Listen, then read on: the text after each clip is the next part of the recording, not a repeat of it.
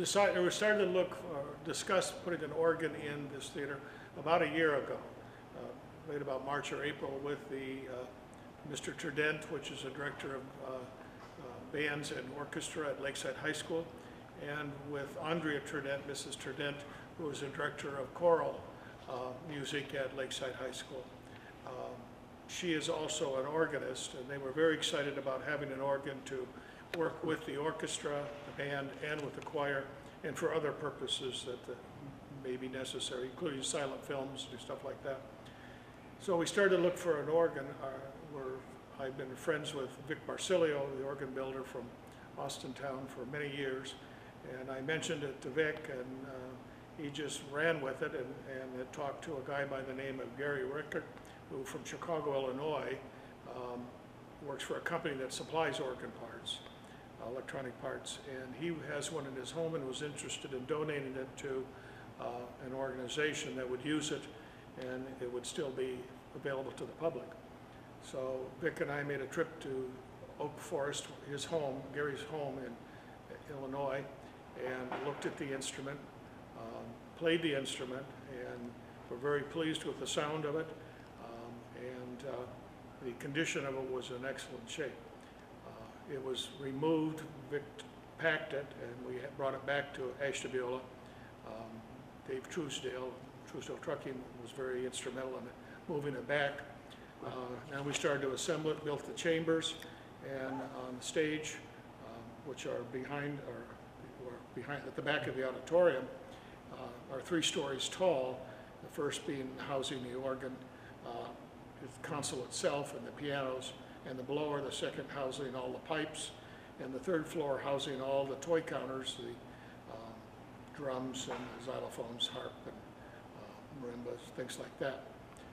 So we've been in the installation for about, we started about June or July of last year, so we're nearing completion on that. The organ is a theater pipe organ, which is slightly different than a traditional classical instrument, can do both functions. And as you've known, as I mentioned probably earlier, is a unit orchestra, which originally accompanied silent films, but has had a resurgence in the last few years. Lakeside High School will be one of, I'm not sure right now, but I'm up to about 20 to 30 high schools that have pipe organs in there and are used today. In the country? In the country. The Board of Education has been very supportive of us working on this, and we will be developing a support group to maintain and raise the funds to maintain the organ from this, so it will not be a burden onto the Board of Education. You've had you had a letter writing campaign soliciting donations. Yes.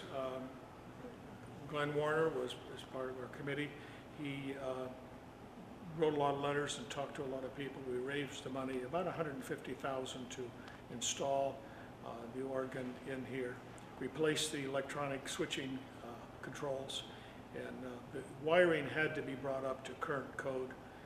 Even though it's low voltage, it had to be brought up to current. It was an old-fashioned, so we upgraded all the wiring.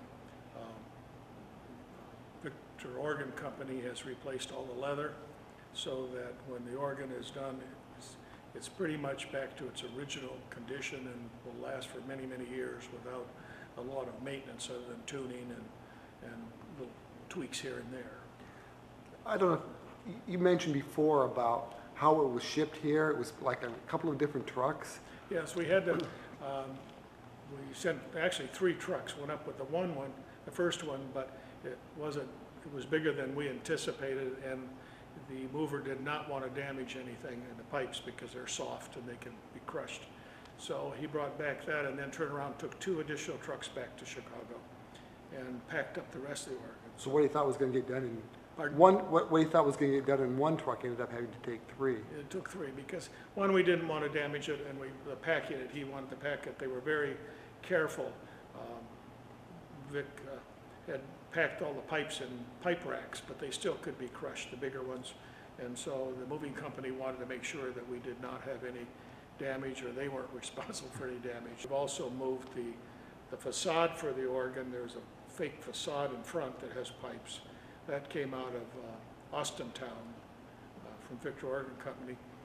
had it, the band director, choir director, Joe, wanted a facade that looked like the Cleveland Orchestra or something that pipes behind the orchestra or behind the choir. So we've added that to the organ. The organ did not have a decorative facade. And so now we have a decorative facade. And the pipes on that have all been rebuilt or repainted. And by the ATEC, Ashtabula County Technical and Career Center in the automotive department. So we'll introduce it in April to the community and to the school. The school students will have an assembly where we will introduce the organ and hopefully show two minimal silent films, or small, minimal 18 minutes, minimal time-wise. I'm hoping it's going to be Buster Keaton and Laurel and Hardy, but we'll see when the organist has picked out which one. So, and then we'll hopefully do some of that when we introduce the organ to the public on Saturday. So. Most people associate a pipe organ with church. There's electronic organs and pipe organs. Pipe organs physically move air, where an electronic organ is trying to simulate the true sound of what a pipe organ creates. Electronic organ's an imitation of a pipe organ. They're both musical instruments, but this physically moves air. No matter how good an electronic organ gets, it will never be equal to a pipe organ because it does not move air. Just like an orchestra produces, every instrument produces a sound wave, the pipe organ does the same thing. Each pipe produces a sound wave in the room. You get that same physical experience of listening to a pipe organ that you do to a live orchestra. So it's a live instrument. This is a theater instrument in that it was designed back in the 20s before there were talking movies to accompany silent movies. The organist had to provide all the background music, all the sound effects from telephone bells and drums and cymbals and what the orchestra did. It was a one-man band. So this was built specifically for a silent movie theater. It was built for the Lincoln-Dixie Theater in Chicago Heights in 1921.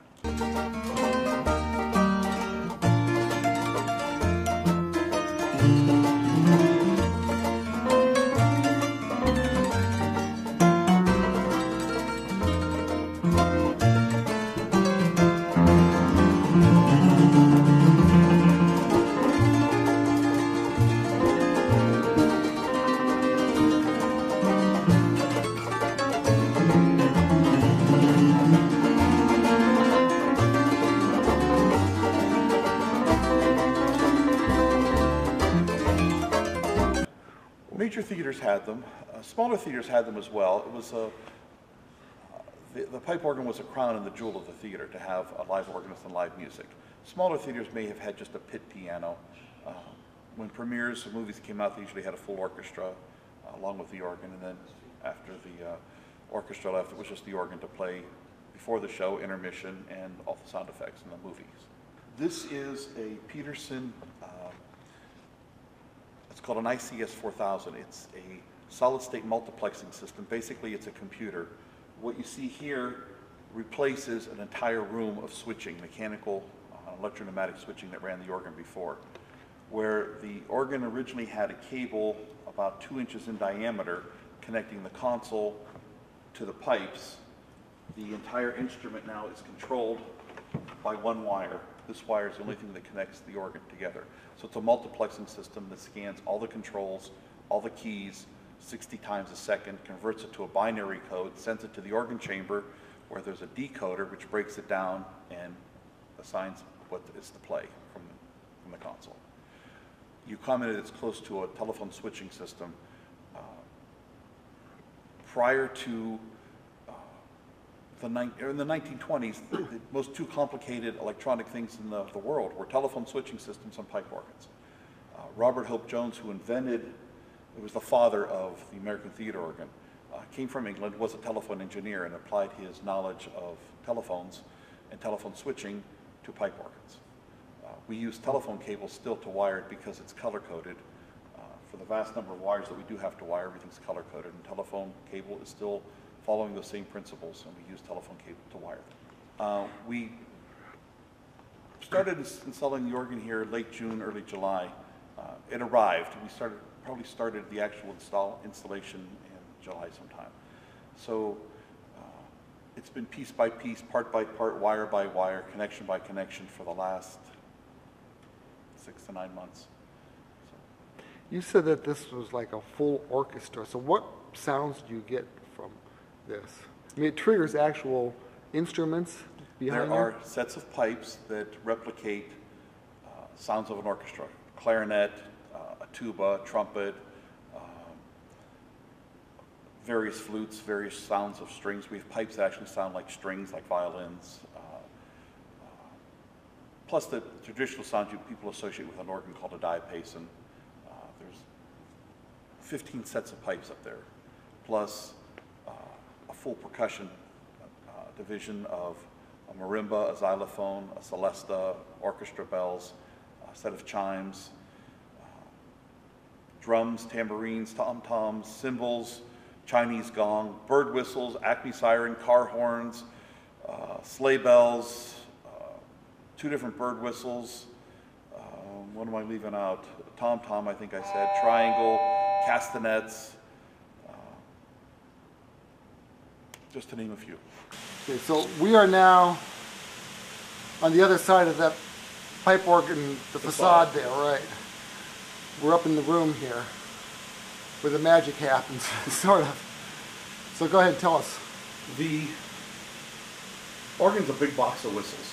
The size of the pipe, the material of which it's constructed, its length, and its shape all determine what it sounds like. The bigger the pipe, the lower the pitch. Pipes such as these here provide the bass sounds of the organ. Maybe we'll turn them on manually. They're square wooden pipes. These conical pipes here are trumpets. Don't do this at home, you're not supposed to, but the pipe actually sounds like a trumpet. The smaller the pipe, the higher the pitch.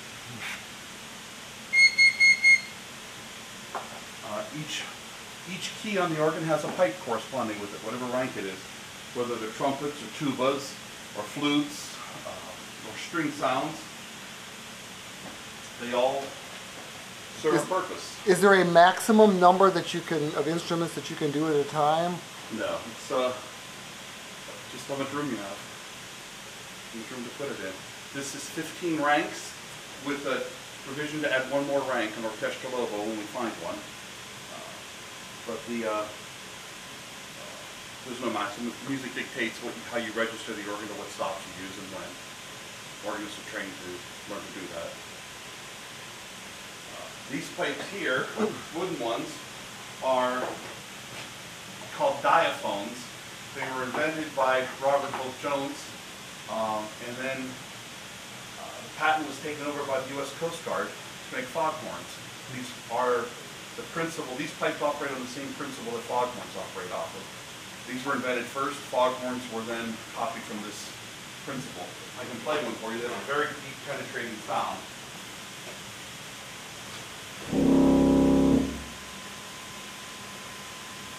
That's going to let you reach.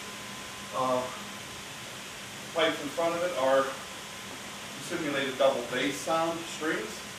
These are tubas here. They sound similar to the trumpet, but different in characteristic.